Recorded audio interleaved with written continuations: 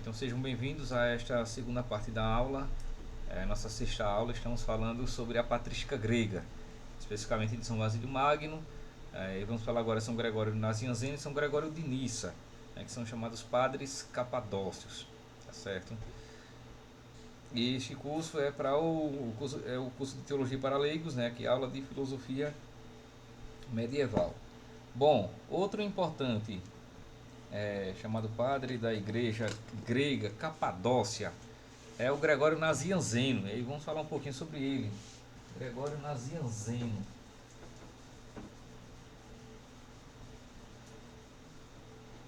Veja, São Gregório Nazianzeno,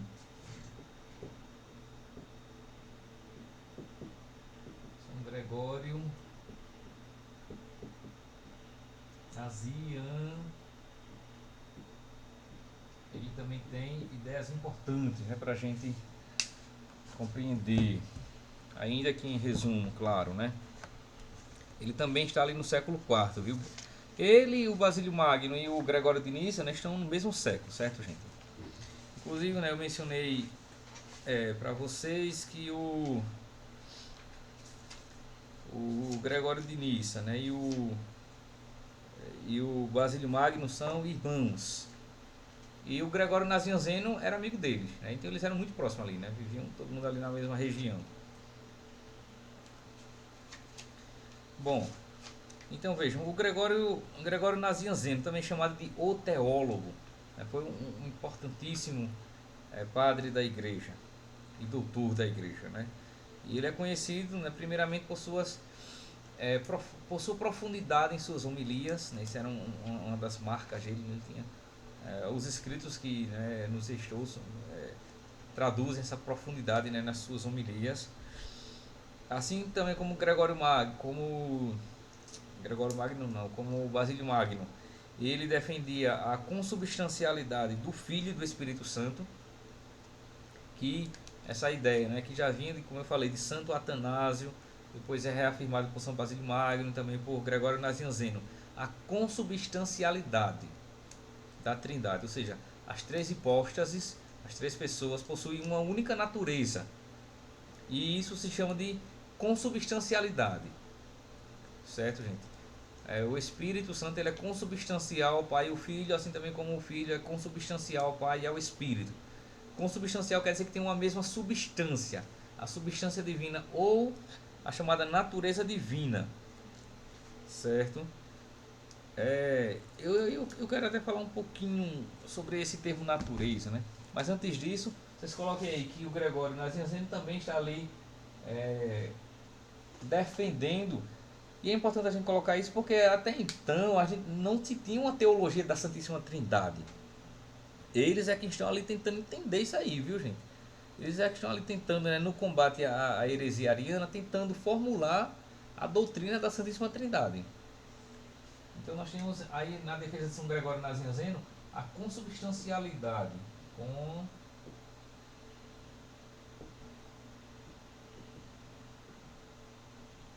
Consubstancialidade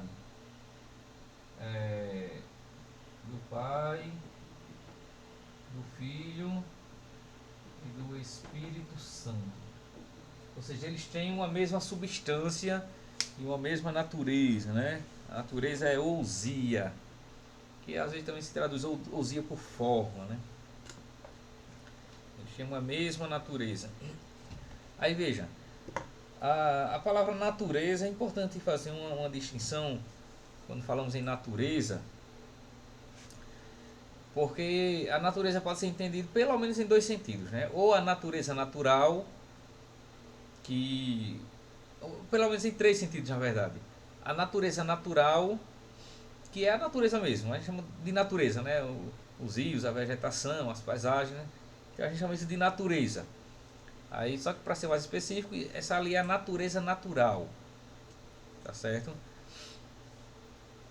Você pode falar também, aí eu estou retomando aqui algumas definições de Aristóteles, certo? Ele fazia essa distinção, entre a natureza natural, aí depois nós temos a natureza naturada, que são as coisas criadas mesmo, pelo homem, que possuem natureza. Isso é uma natureza naturada, certo? Aí tem a natureza natural, que essa não depende do homem, tem a natureza naturada, que essas são as coisas que o homem cria, certo? E agora tem um outro sentido mais profundo para a natureza, que é o sentido metafísico de natureza, que é nesse sentido de ser. Natureza como sinônimo de ser ou de substância. A palavra substância, né, vem da língua latina substare, aquilo que está por baixo, ou seja, aquilo que está intrínseco, aquilo que não está visível, mas que é a essência da coisa. Isso é a substância, é o ser. Então, nesse sentido, natureza e ser, né, são sinônimos, certo? Então, é o sentido que nós estamos aqui falando, né? Quando nós falamos da natureza de Deus, estamos falando do ser de Deus. As três hipóstases divinas têm uma única natureza, ou seja, um único ser, uma única essência. Compreende, gente? Aí nós temos que entender aqui natureza. Quando falamos teologicamente, né, teologicamente vamos sempre estar falando, e filosoficamente, né? Então vamos sempre estar falando de natureza nesse sentido de ser, certo? Natureza igual a ser. Ou também essência. Ou também substância. Claro que em alguns autores, né? Em algumas correntes de pensamento, aparecem umas sutis diferenças entre elas, mas de modo geral se usa como sinônimo, certo? Ser, essência ou substância, tudo isso para natureza, ousia, né? Em grego. Ousia, em grego, tá? Então elas têm, né, as três hipóstases têm uma mesma natureza, né, uma mesma essência, é o mesmo ser. E o ser de Deus é o que ele é em si mesmo. Aí veja, nós usamos no dia a dia mesmo, a gente usa natureza naquele primeiro sentido, natureza natural, a gente sempre chama natureza de natureza mesmo, né, quando se traduz para o português. Mas nós também usamos muito natureza no sentido de ser, como a essência da pessoa. Por exemplo, eu imagino que já aconteceu aí com vocês, né? Aí às vezes, pronto, a minha avó usa muito o termo no sentido metafísico, viu? Embora ela não saiba que é metafísica isso aí, mas ela usa no sentido certinho que Aristóteles disse. Eu imagino que os avós de vocês também. Que é o seguinte, Aldo, veja. Quando ela diz assim, ah, meu filho, olha, fulano tem uma natureza tão boa, ou fulano tem uma natureza tão ruim.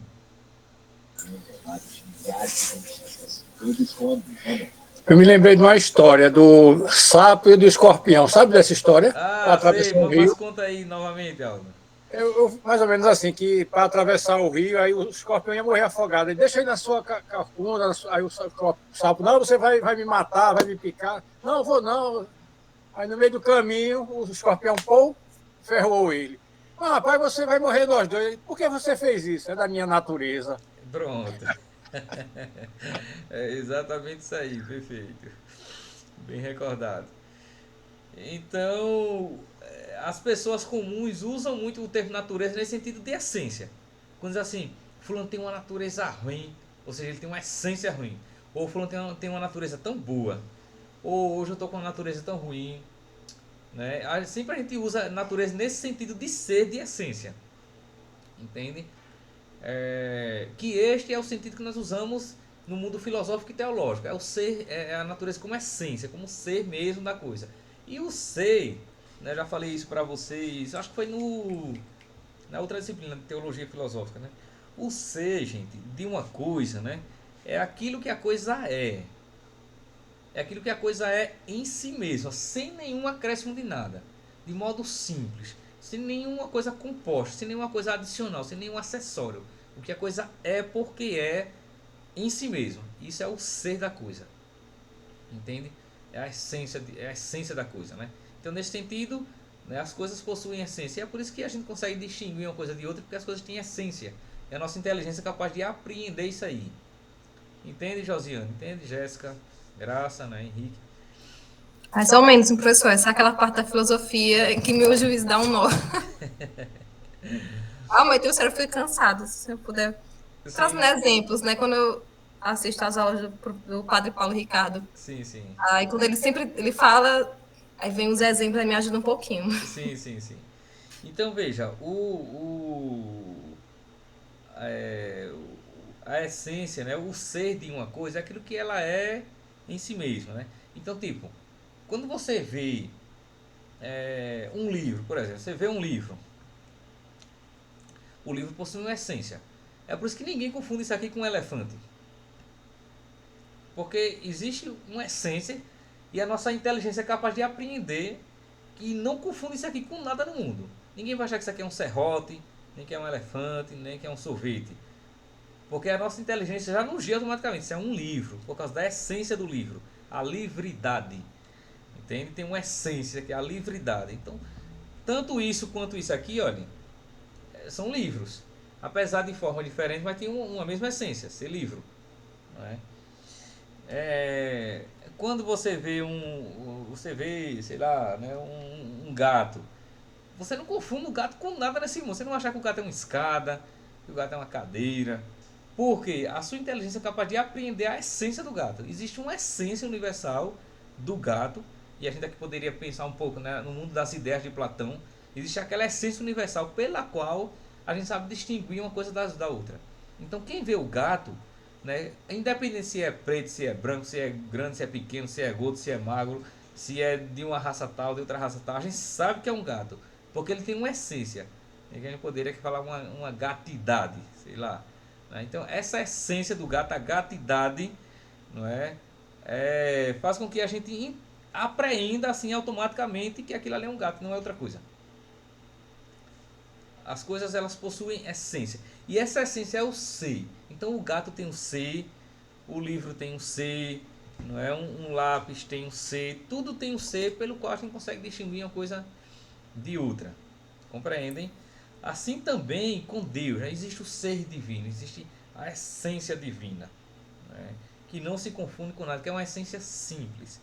E simples em sentido filosófico, gente, quer dizer uma essência não composta. Que é o mesmo sentido que a gente usa na química, né? Entre os elementos simples e compostos, né? Veja, simples quer dizer que não tem composição, não tem acréscimo, não tem acessório, nada. É uma substância única e simples, despojada de qualquer outro elemento que não seja ele próprio. Isso é o ser de Deus, né? E neste sentido, só Deus é o ser por excelência. Compreende? Só Deus é o ser, não é com S maiúsculo, porque só ele possui uma essência única, né, absoluta, né, inconfundível e que não tem composição nenhuma. Nesse sentido, não é o nosso caso. Nós somos um composto de diversos elementos, né? Sejam espirituais, materiais, psicológicos, enfim, a gente é um composto. Nós não somos seres simples, não é nesse sentido filosófico. Compreende, gente? Então, quando o Gregório Nazianzeno defende aqui essa consubstancialidade do Pai e do Filho, ele está defendendo que as três hipóstases divinas, né, o Pai, o Filho e o Espírito Santo, têm uma única substância, um único ser, que é a substância divina, o ser divino. Compreende, Jéssica? Compreende, Josiane? No caso, os três têm essa mesma substância simples, né, que o senhor falou. Isso. De Deus. É por isso que nós falamos na consubstancialidade. Eles têm uma mesma substância. Ele chama de consubstancialidade. E uma outra coisa, Josiano, retomando ainda viu, Jéssica, a questão do ser, né? E com isso aqui eu recordo algumas coisas que falava Parmênides. Parmênides foi um filósofo grego antigo, né? Um pré-socrático. Parmênides foi o primeiro a falar sobre a natureza do ser. E uma das definições que Parmênides dá para a natureza do ser, para a gente entender melhor o que é o ser, e eu vou falar aqui do pensamento de Parmênides e eu imagino que vai ficar muito claro, viu, para vocês, né, o que é o ser. O ser, gente, Parmênides define que é aquilo que é porque é e não pode não ser. Pronto, isso é o ser, viu? O que é o ser? É aquilo que é porque é e não pode não ser. Compreende, Henrique?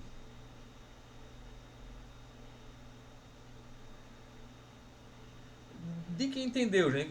Eu queria que algum de vocês explicassem isso aí, né, com suas palavras. O ser é aquilo Para que é mim, porque é e não tá, pode não ser. tá chegando, tá chegando. Estou começando a compreender. E me recordei da semana lá no Instagram, uma postagem bem interessante, uma pessoa cortando uma comida, tentando não machucar a mão. Aí ela explica a Santíssima Trindade sem cair no heresia. Quando eu abro os comentários, 50 mil heresias, as pessoas tentando explicar a Santíssima Trindade. Aí uma delas, alguém, quem é maior, o Pai, o Filho e o Espírito Santo? Ah, mas o Filho é inferior, o Pai que é o Criador, ele é superior, não sei o quê. Então aquela confusão toda, né?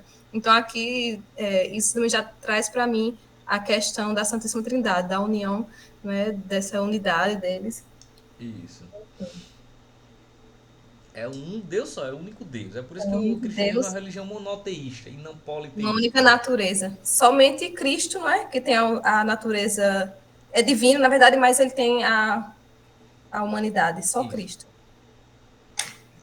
Eu entendi assim, que o ser de Deus, ele mesmo já diz lá, quando ele aparece na sarça ardente, na ardente para Moisés, né? Que Moisés pergunta quem ele diz, eu sou. Então eu acho que é isso, né?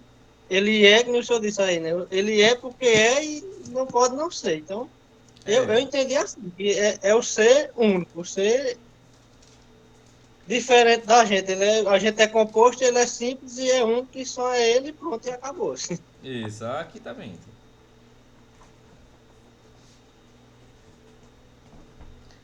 Pronto, lá no. Isso está em Êxodo capítulo 3, versículo 14. Lá em Êxodo 3, 14, que é quando Moisés está lá falando, né, com a sarça ardente, com Deus, né, na sarça ardente, e lá Deus diz o nome dele, mas na verdade ele está falando da essência dele. Isso aí, eu me lembrei disso aí, eu sou. Né? Isso. Que é quando ele diz, né, aí tem o texto hebraico e tem o texto grego, né? Aí no texto hebraico, quando ele diz eu sou aquele que sou, né? Eyer, Asher, Eyer. Né? Eu sou, na verdade no texto hebraico, eu sou aquele que serei. O texto hebraico coloca no tempo futuro, né? Eu serei, ou eu serei aquele que serei. Na versão grega do Antigo Testamento, que é a Septuaginta, que é o texto grego do Antigo Testamento, né? Na Septuaginta, ou Septuaginta, aí já destaca mais, porque no texto hebraico, quando ele fala eu serei aquele que serei, né? E essa ideia de futuro é que Deus ele vai se revelar aos poucos, né? O seu ser vai ser revelado aos pouquinhos. Então vocês vão ver quem eu sou, né? Eu serei aquele que eu serei. E aí ele está falando da essência dele. Já no texto grego, que é ego eimi hoon, né? No texto grego, ego eimi, eu sou hoon, eu sou o ser. No texto grego, eu sou o ser. Aí quando se traduz, eu sou aquele que eu sou. Com isso, né, ele quer falar da sua própria essência. Quem é Deus? É aquele que é. Que é o quê? Aquele que ele é. Pronto. Porque tudo que se diga de Deus é insuficiente. E é dessa ideia que surge a chamada teologia negativa. Que a teologia negativa não é que não presta não, viu? Presta. A teologia negativa... Quem ouviu falando, a teologia negativa é porque ele lá não presta, ele presta e muito. É porque a teologia negativa quer dizer aquela teologia que tenta falar de Deus não a partir do que ele é, mas do que o que ele não é. Porque a teologia negativa quer dizer assim que falar de Deus com definições, dizer que Deus é isso e aquilo, é sempre insuficiente.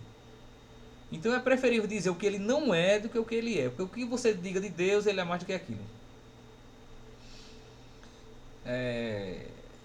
Que é o que a teologia positiva faz, né? Tenta falar de Deus, né? Tentando definir um pouco da essência. Mas tudo que se diga de Deus, ele é mais do que aquilo. Então a melhor definição para Deus é aquele que é.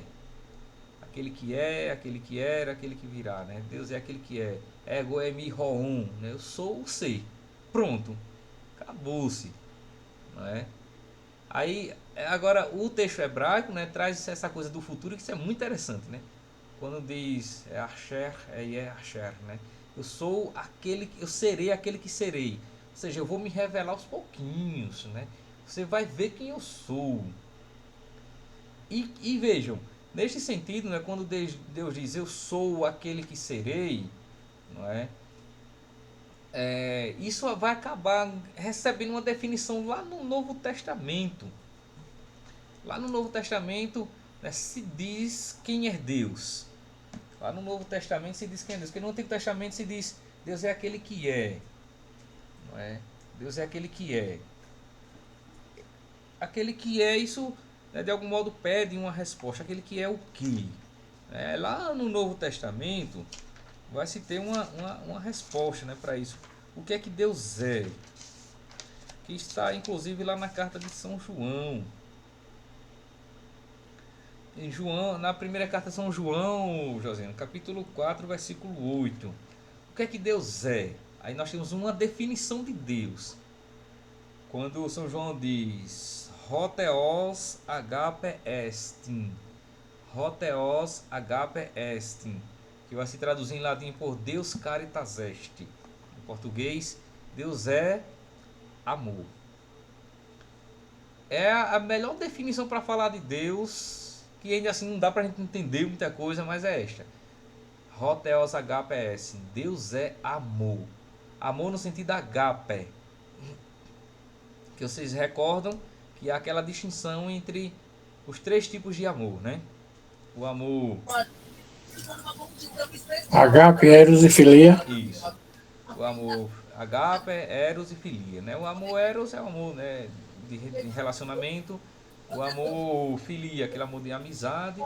E o amor agape é o amor supremo. É o amor oblativo, aquele capaz de dar vida, né? Pronto. Deus é agape. Hotheos agape est, né? Deus, ele é amor. Inclusive, eu aprendi esse significado desses 3 do amor, assim, né? Esses 3 significados com o Dom Henrique. Dom Henrique Soares. Eu vi muitos vídeos dele. Aprendi com ele. E isso o Dom Henrique era um gigante, né? Rapaz, eu tive aí, Deus foi muito bom comigo, viu? Deus me fez, né, conhecer grandes pessoas, sabe? Apesar do meu pouco tempo de vida, né, mas conheci algumas poucas grandes pessoas assim que me trazem um marco imenso, né? Um deles é Dom Henrique, né? Eu tive a graça de ter sido aluno dele aqui, né, em Maceió, e um negócio extraordinário que ele dando aula, né? Oxalá que, né, consiga ser entre os discípulos dele pelo menos o menor, né? Para tentar, né, seguir um pouquinho os caminhos do mestre, né? Pelo menos o menor, mais indigno, sei lá, né? Mas que eu consiga trazer um pouquinho dele, né? Então, gente, pronto, eu escutei também isso uma vez, né, na aula de Dom Henrique, quando ele estava falando sobre o Evangelho segundo João. A gente estudando teologia bíblica, né? E ele estava falando sobre o Evangelho segundo João e pega aquela passagem lá do Evangelho, né, em João capítulo 20, né? Versículo 15 e seguintes, que é quando Jesus vai conversar lá com Pedro. Pedro, tu me amas? Aí ele diz, sim, Senhor, sabes que eu te amo. Capítulo 21, versículos ali do 15 para frente, né? E no texto grego, Jesus pergunta, Simon Ioannu agapasme, né? Ele pergunta a Pedro se o ama, mas com amor agape. Simon Ioannu agapasme. Aí Pedro responde, eu te amo, mas no sentido de com amor filia. Kyrie, filose. Ou seja, eu te amo, mas como meu amigo. Em outras palavras, o Senhor é meu amigo, eu gosto muito do Senhor. Que isso em português não aparece, só aparece mesmo no texto grego, né? Aí segunda vez Jesus diz, Simon Ioannu agapasme. Aí Pedro diz, Nai Kyrie, filose, sim Senhor, eu gosto do Senhor, você é meu amigo. Aí pela terceira vez Jesus pergunta. Aí Jesus, veja, 2 vezes Jesus percebe que Pedro não ama com amor agape. Pedro não consegue amar Cristo com aquele amor supremo com que Cristo ama. Aí na terceira vez que Jesus pergunta, Aí Jesus desce o nível do amor. Ele coloca já em um amor humano. Simoion anu filesme. Já não pergunta mais agapasme. Ele pergunta filesme do amor filia, né? Filesme. Aí isso entristece Pedro. E a tristeza de Pedro, a gente pensa que foi porque foram 3 vezes que Jesus perguntou, né? Mas na verdade não foi porque foram 3 vezes. A tristeza de Pedro é porque ali, né, Jesus teve que descer o nível do amor. E aí Pedro, né, cai em si e diz: eu não amo Cristo como ele me ama. No caso é porque Jesus estava perguntando, né, é agape, né? Isso. Que tem o mesmo sentido, né? Aí quando ele foi para filia, aí Pedro já viu que ele... É. Aí é onde Pedro cai em si e se entristece. Porque ali ele sente que o amor que Cristo tem por ele é muito superior ao que ele tem por Cristo. Então há uma desproporção no amor. Aí ele fica profundamente triste. Aí diz: Nai Kyrie, sim Senhor, eu te amo, né? Você é meu amigo, né? Filósofo. Mas ali, veja, a profundidade da tristeza de Pedro não é porque foi uma tríplice pergunta, mas porque o amor de Pedro é muito inferior ao que Cristo tem por ele. Cristo era capaz de dar a vida por Pedro, mas Pedro não era capaz de dar a vida por Cristo, pelo menos naquele momento não. Eu pensava que era por causa das 3 vezes, mas agora que o senhor leu o texto em grego, agora dá para entender que não foi só pelas 3 Não, vezes, é porque Jesus desceu o nível do amor. é, E a gente não tem essa noção quando é a Bíblia em português, né? não tem. A gente pensa que é por causa das 3 vezes, né? Que Pedro negou Jesus, né? Jesus não É a razão pela pergunta a qual ele. vocês botem aí na lista de vocês aí de estudar grego e hebraico, viu, gente? Ó, eu tô dando uma direção para a vida de vocês aí, né? Vocês botem aí no programa de vida de vocês antes de morrer, pelo menos um pouquinho, né? Estudar o grego e o hebraico, viu, Josiane, né? Aldo já tá indo no hebraico, Henrique, Felipe. Mas essa observação de Henrique foi perfeita, porque realmente todo mundo só pensa dessa maneira, né? Uhum. Eu mesmo nunca tinha pensado nisso. Nunca vi nenhum sacerdote, nenhum pregador É, ficar por esse caminho. sim, sim. Que é uma coisa que eu particularmente sinto muita falta, assim, nas homilias que eu escuto por aqui, são, né, os padres, né, os pregadores, recorrer aos textos originais, porque tem outra profundidade. Eu sinto uma falta. Depois das homilias do Henrique, eu quase não escutei mais nada nesse sentido, viu? Aí também o padrão é muito alto também, né? Agora eu fui Aí é exigente covardia demais, né? também. Mas depois de Dom Henrique, escutei pouquíssimas boas homilias, viu? Pouquíssimas boas mesmo, né? Eu lembro na época que Dom Henrique ele celebrava aqui em Maceió, né, como padre lá da Igreja do Livramento. Aí eu servia, né, como acólito em uma igreja próxima, né? A missa era 1 hora mais cedo. Aí quando terminava a missa lá, era a hora que Dom Henrique estava começando a homilia. Aí desarmava tudo na carreira, corria para a missa para escutar a homilia de Dom Henrique. Aí todo domingo eu fazia isso, né? Quando não escutava pela rádio, que era transmitido, né? Pelo rádio, ia escutar as homilias, depois a homilia ia embora. Ia lá, só Nessa escutava a época ele homilia era e ia para padre ainda, casa. né? Aí foi o Nessa padre. época ele era padre ainda. Oi, era padre, era cônego aqui em Maceió. Aí todo dia eu saía na carreira, no domingo saía na carreira para dar tempo de escutar a homilia de Dom Henrique. Toda vez era assim. Uma vez até, olha aí, o Mistério da Eucaristia, Dom Henrique Soares da Costa. Grande homem. Eu tava lendo, eu terminei de ler esse livro, aí o final dele é uma homilia dele para os padres, mas para mim eu tava vendo ele É, falando assim na minha frente, né? Até o jeito que foi escrito aqui no livro é do jeito que ele falava, o jeito isso. nordestino assim de ser, É, né? aquele sotaquezinho nordestino dele, né? O alagoanês que ele tinha, bem interiorano mesmo. Aí pronto, aí Felipe, todo domingo eu fazia isso, ir lá eu ia escutar a homilia dele na carreira, né? Uma vez aí o padre perguntou, né? Pastor Crespo, por que é que tu arruma as coisas aqui na carreira pra sair correndo daqui, hein? Eu disse, padre, é porque quando eu saio daqui eu passo ali na Igreja de Livramento pra escutar a homilia do Henrique, de Padre Henrique, né? Isso é porque eu não sei pregar, né? Digo, não, rapaz, o senhor também sabe, é porque como eu já escutei o senhor, agora eu vou escutar lá o Padre Henrique, né? Aí dei aquela desdobrada. Mas, enfim, tem uma profundidade imensa, né? Ele e alguns outros, né? Tem alguns padres idosos aqui que eu gosto muito, às vezes, de escutar as homilias, porque tenta trazer uma profundidade assim no texto hebraico e grego, né? Mas são pouquíssimos, viu? Você conta dedo. Tem um seu conterrâneo aí que eu admiro muito, que é Dom Falcão.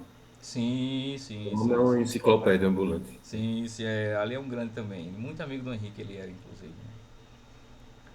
Que aí, gente, ó, pronto, vocês aí, né? Alguns de vocês são catequistas, são ministros, né? São pregadores e tal, né? Se vocês puderem estudar um pouquinho, né? Do grego e do hebraico para consultar os textos bíblicos, para toda a diferença, viu?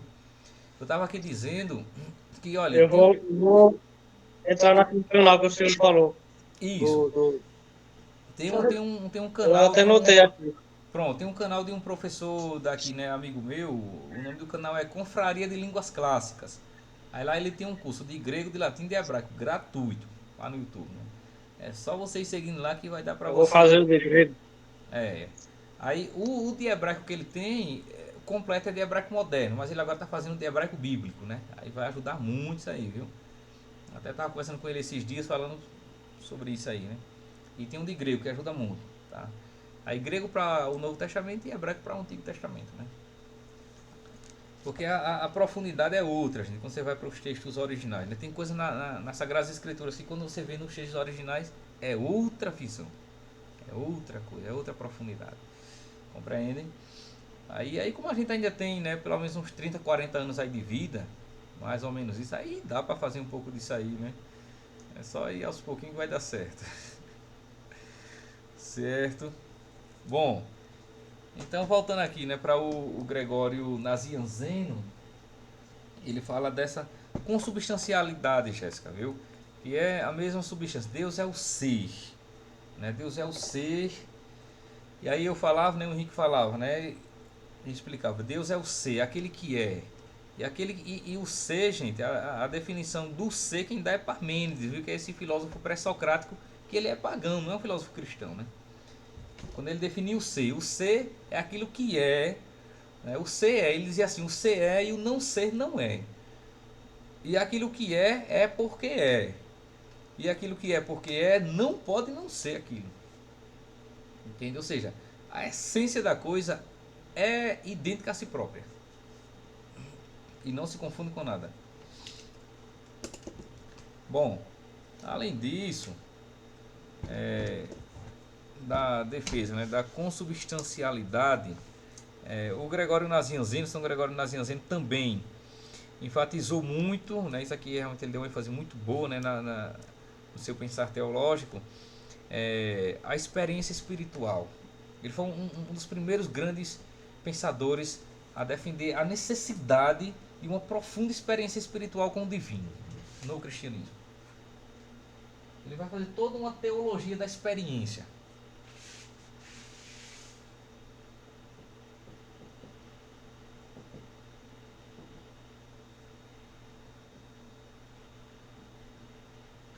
Porque ele vai falar a experiência espiritual para o conhecimento. E vocês acrescentam aí, para o conhecimento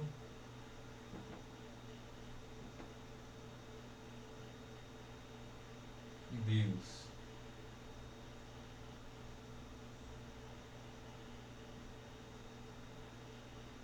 Deus. Para o conhecimento de Deus, né? Uma necessidade. Porque ele vai dizer o seguinte, que o conhecimento de Deus não é simplesmente um conhecimento intelectivo, um conhecimento estritamente racional, não é. Embora ele defenda também, né, com isso, claro, a importância, né, do conhecimento racional de Deus, da especulação, da investigação racional da essência, dos atributos da natureza divina. Mas ele diz que a isso deve ser somado e não está em oposição, deve ser somado, acrescentado um conhecimento experiencial do divino. E com isso aí, claro que ele está falando da experiência mística do divino, né? O conhecimento de Deus, ele não é somente via racional, mas é um conhecimento místico, um conhecimento experiencial, pessoal do divino, porque isso lhe trará um pouco do conhecimento do que Deus é, né? Quando você se relaciona misticamente com Ele, compreendem, gente? E essa experiência espiritual, né, do mistério divino, né, do sagrado, é o que vai, né, fazer com que o cristão tenha um conhecimento mais aprofundado. Porque ele vai dizer assim, olha, o conhecimento racional ele é importante, mas para um conhecimento mais aprofundado, esse conhecimento racional precisa se traduzir em vida, em experiência mística com o divino. Porque a experiência mística é uma experiência da pessoa com a pessoa, do eu humano com o eu divino, ou melhor, do eu humano com o tu divino. Porque a experiência, né, uma comunicação é sempre entre um eu e um tu. E nesse sentido a experiência é entre um eu humano com o tu divino, ou com o eu divino. E aí nós temos uma comunicação. Porque é uma comunicação da pessoa para a pessoa. Não é uma comunicação da pessoa humana para uma ideia divina. Por isso que não pode ficar apenas no âmbito racional. Porque o conhecimento do divino não é apenas um conhecimento intelectivo, teórico. Porque aí nós estaríamos tendo conhecimento apenas da ideia do divino. E para a ideia do divino você não precisaria rezar. Nem você precisaria dizer que ama uma ideia. Porque Deus não é uma ideia. Né? É isso que São Gregório Nazianzeno está dizendo. Deus não é uma ideia. Porque se Deus fosse uma ideia, aí sim, o conhecimento bastaria ser racional. Bastaria ser teórico. Mas Deus não é uma ideia. Deus é uma pessoa. Deus é um ser. Né? Por isso que o conhecimento racional não dispensa. Ao contrário, ele pressupõe, ele pede, né, o conhecimento místico, conhecimento espiritual, conhecimento relacional, religioso do divino. E isso vários outros, né, filósofos da religião lá na frente vão desenvolver. Entre os quais, né, um mais contemporâneo, foi um até que eu estudei agora no doutorado, foi Max Scheler. Max Scheler tem uma obra chamada Do Eterno no Homem, que é esta obra aqui. Max Scheler é um filósofo alemão, viu, do século passado, que inclusive foi um filósofo que Karol Wojtyla, né, o João Paulo II estudou muito, fez uma tese de doutorado inclusive sobre ele, Max Scheler. Neste livro aqui, Do Eterno no Homem, ele advoga essa necessidade, né, essa necessidade extrema da experiência do divino. Que o divino, né, a divindade, o sagrado, não é objeto de uma especulação teórica. Não. Não que dispense a especulação teórica. Mas o conhecimento do divino, ele pressupõe uma experiência fenomenológica. E essa experiência fenomenológica é uma experiência relacional com o divino. Diz, Jéssica. Professor, isso que o gnosticismo também condenava, não é? Essa questão mística, porque o senhor falou na última aula sobre aquela busca do conhecimento da razão do homem até Deus, não é? Então eles negavam essa experiência divina também. Porque para os gnósticos eles talvez não seja nem que negassem, mas é que supervalorizavam o conhecimento, né, Acima da experiência. racional, gnóstica, né? Uma busca do conhecimento do divino, mais esse conhecimento racional, né? Okay. Gnosiológico. Porque eles também tinham os rituais, né? Os ritos de iniciação, mas o importante mesmo para a salvação era o conhecimento racional dos mistérios. Que aí, na lógica cristã, não é assim. O conhecimento racional, ele auxilia o conhecimento místico. E mesmo a pessoa que não tem um conhecimento racional, mas tendo um conhecimento místico, isto é o suficiente para a salvação dela. O conhecimento racional é para que a gente entenda melhor quem é Deus e o que ele fez na história humana e no mundo. Entende? Então, o São Gregório Nazianzeno, ele está defendendo essa necessidade da experiência, né, místico, espiritual, do divino. Compreendem, gente? Também ele fala, né, uma outra coisa importante, né, que já falei aqui, para ele a Trindade não é uma hierarquia de seres, né, mas é uma comunhão entre hipóstases, a Trindade como hipóstase, como comunhão, né, a Trindade como comunhão, vocês podem colocar isso aí, né, a Trindade como comunhão.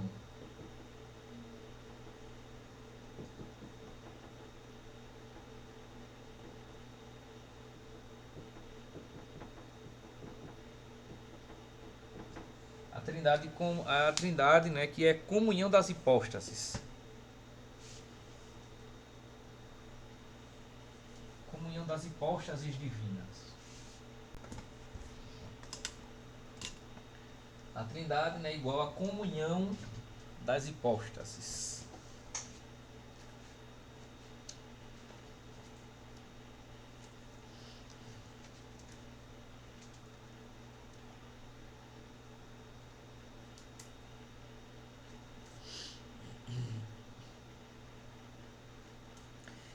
E aí vejam, neste processo que São Gregório está, Nazianzeno, né, está falando de conhecimento teórico, experiencial do divino, conhecimento teórico, espiritual do divino, é um conhecimento que ele vai levando o homem, vai levando o ser humano, aquele que está buscando Deus, a um processo que ele chama de teosis. É uma outra ideia importante, teosis, que é um processo de divinização do homem. Teosis.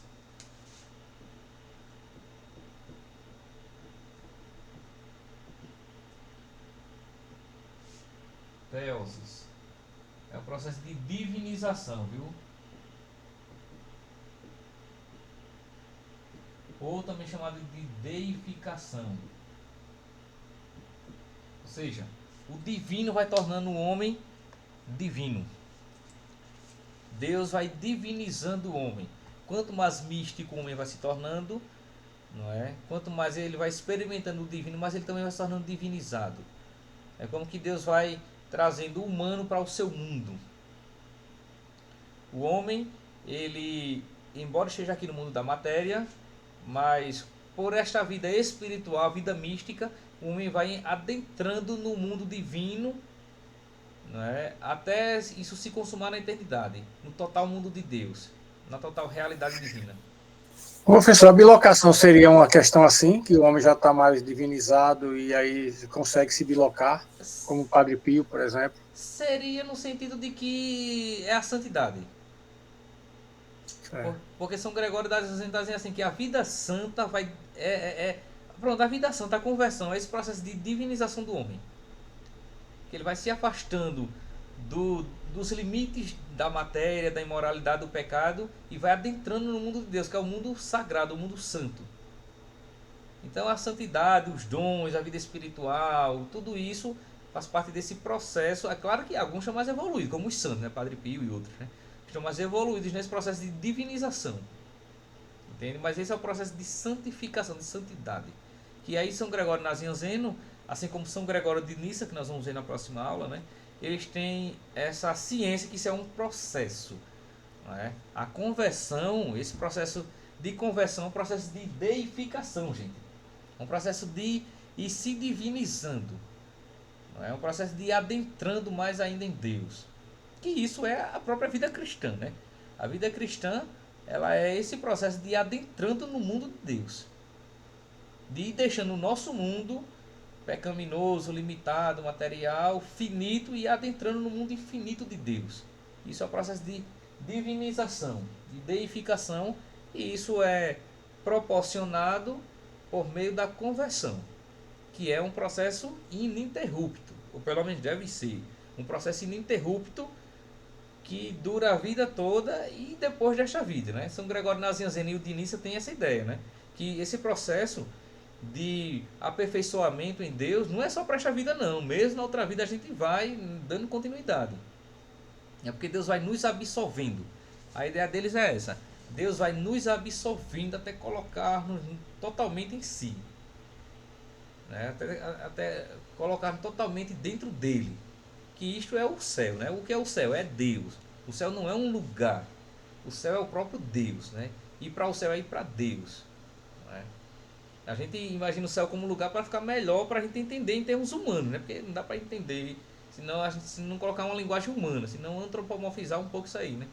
Mas o céu é Deus, viu, gente? O céu é o próprio Deus. Deus é que é o céu. Não é um lugar onde Deus está. Deus é o próprio céu. Entende? Pegando o gancho aí em sentido contrário, essa ideia da centelha divina, que é muito comum nas tradições orientais, Ela tem respaldo na teologia cristã católica. Tem, porque a centelha divina é justamente essa faíscazinha que nós temos dentro de nós, que é a sede de Deus. Essa centelha do divino. Entende? Então, neste sentido, claro que pode ser que também dê uma interpretação diferente, né, para o que se quer entender por centelha. Mas se pode falar neste sentido, né, e isso está em perfeita consonância, né, com a ortodoxia cristã.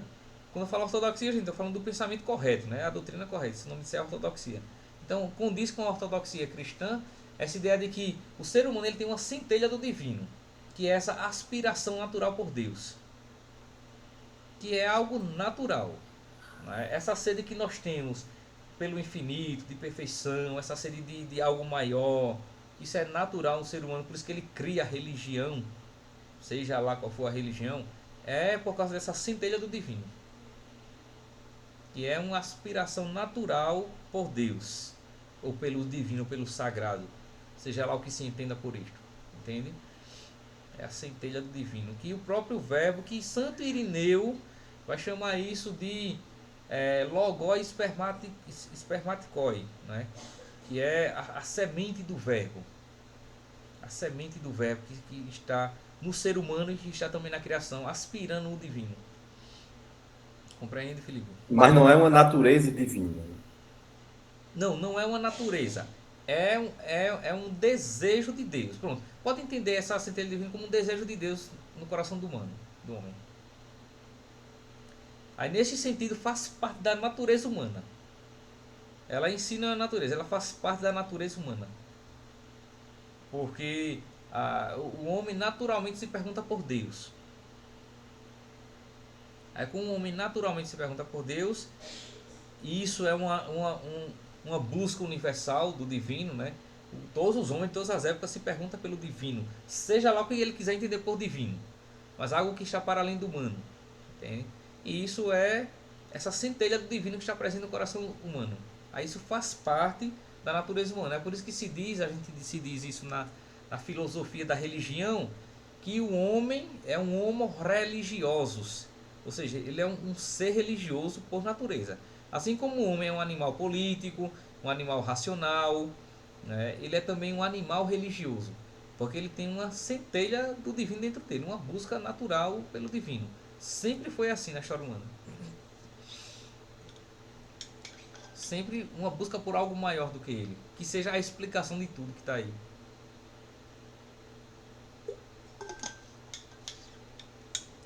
Compreendem? Pergunta, gente.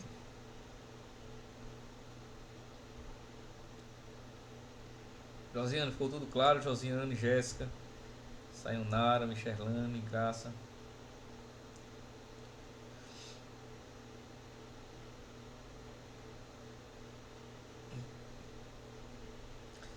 Bom, então que Dom Henrique interceda por nós, né? Para que a gente possa adentrar essa compreensão mais profunda, né, dos mistérios sagrados, tá? Então é isso, gente. Aí na próxima aula nós vamos falar um pouco ainda dos padres capadócios, né, trazendo São Gregório de Nissa e depois caminhar um pouco mais pela patrística grega, tá certo? Então vamos ficar juntinho aí que vai dar certo, viu? Vai dar certo. Tá bom? Segunda-feira não temos, né? Pronto, é isso. Na segunda-feira é feriado. A gente não tem, só se encontra agora de hoje a 15, na verdade, né? De hoje a 15 a gente se encontra, que é feriado municipal aí em Caruaru. No caso, na outra segunda, né? Isso, na outra De segunda a segunda. outra. Isso, vai ficar na segunda-feira. Hoje estamos Qual na seria o dia? quarta-feira, Qual o excepcionalmente. dia? 22. 22, né, Felipe? Pronto. Aí permanecemos na segunda normalmente, viu, gente? Que foi só uma excepcionalidade mesmo, né? Nós permaneceremos na segunda. Aí nesse dia 22 não vai ter aula, vai ter outra no dia depois? Não, no dia 15 é que não tem. Que é o feriado municipal. Aí no calendário, né, daí do Instituto, aí diz para não... que não tem, né, na Ah, verdade. entendi. Não tem. Aí na outra nós temos, viu? Essa aqui nós estamos fazendo só Ô, como reposição professor. da de ontem, né? Da de segunda. Diz, Sayonara. As aulas, o módulo, né? Digamos assim, ele vai até quando? Olha, deixa eu olhar aqui que eu tô com o calendário Só para eu saber, para programar. até iniciozinho de dezembro. Eu tô com o calendário que Deixa eu só fechar aqui a aula, aí vocês permanecem mais um pouquinho, tá? Ah, tá, certo.